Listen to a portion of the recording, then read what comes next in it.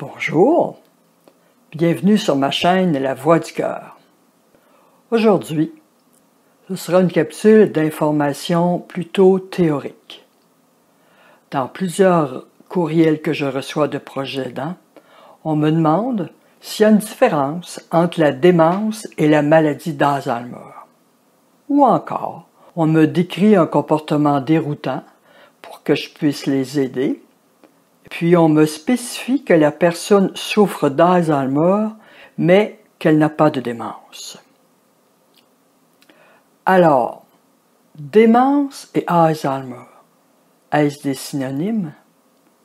Je ferai donc la différence entre ces deux termes que l'on confond afin d'éclairer des proches aidants.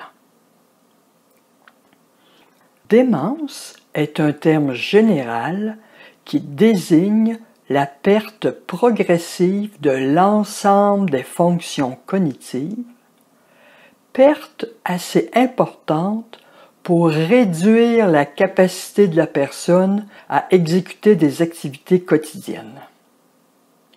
La démence n'est donc pas une maladie. C'est un terme générique utilisé pour décrire un ensemble de symptômes qui sont dus à une altération des fonctions du cerveau qui, elle, est provoquée par le tissu neurocérébral qui se détériore pour des raisons différentes selon telle ou telle maladie. Maintenant, je vous énumère des symptômes de démence. Perte de mémoire, difficulté d'apprentissage, troubles du langage, changement d'humeur et de personnalité, difficulté de raisonnement, altération du jugement, hallucination visuelle ou sonore, désorientation, état dépressif, perte d'intérêt pour certaines activités, comportement inapproprié ou perturbateur. À noter que la démence ne fait pas partie du processus de vieillissement normal, même si certaines modifications de la mémoire sont courantes quand on prend de l'âge. Les symptômes de la démence sont causés par des lésions au cerveau. Et à elles seules, les pertes de mémoire ne permettent pas de diagnostiquer un type de démence. De plus, les troubles de la mémoire ne sont pas essentiels pour porter le diagnostic de démence. Par exemple, dans la démence de type frontotemporal, les pertes de mémoire deviennent apparentes tardivement, le principal symptôme étant un changement dans la personnalité.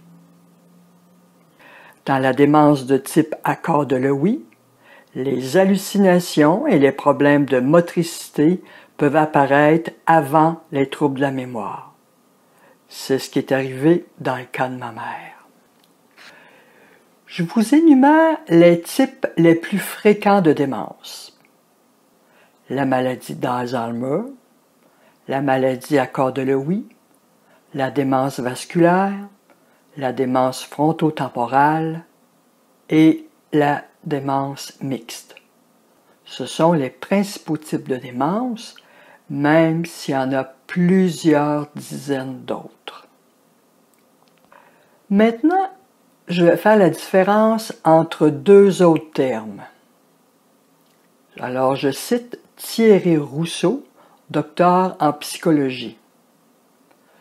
Nous confondons parfois, à tort, démence et folie ou maladie psychiatrique. Ces infos sont aussi mentionnées dans mon livre « Et si perdre la tête rapprochait les cœurs ». Alors, démence n'égale pas folie. Comme l'explique Thierry Rousseau, la démence sous-entend une atteinte cérébrale, soit d'origine dégénérative, soit d'origine vasculaire ou soit d'origine mixte. ce qui n'est pas le cas des maladies d'origine psychiatrique. Les maladies chapeautées sous le terme démence sont des maladies neurologiques, c'est-à-dire une destruction progressive de neurones, et non d'origine psychiatrique reliées au dérèglement mental et aux troubles psychiques. Comme le terme démence peut être péjoratif et évoquer folie chez des gens, on le remplace dorénavant par le terme trouble neurocognitif majeur. En conclusion, démence est un terme général qui désigne un groupe de maladies qui se ressemblent. La maladie d'Alzheimer fait partie de ce groupe, mais démence n'égale pas Alzheimer. Chaque cas de maladie d'Alzheimer est un exemple de trouble neurocognitif majeur, mais chaque trouble neurocognitif majeur n'est pas nécessairement la maladie d'Alzheimer. Souffrir de démence n'implique donc pas nécessairement qu'on est atteint d'Alzheimer. À l'inverse, on peut pourtant prétendre qu'une personne ayant reçu un diagnostic confirmant la maladie d'Alzheimer présente alors une forme de démence. Voilà. Merci à vous d'avoir visionné cette capsule vidéo.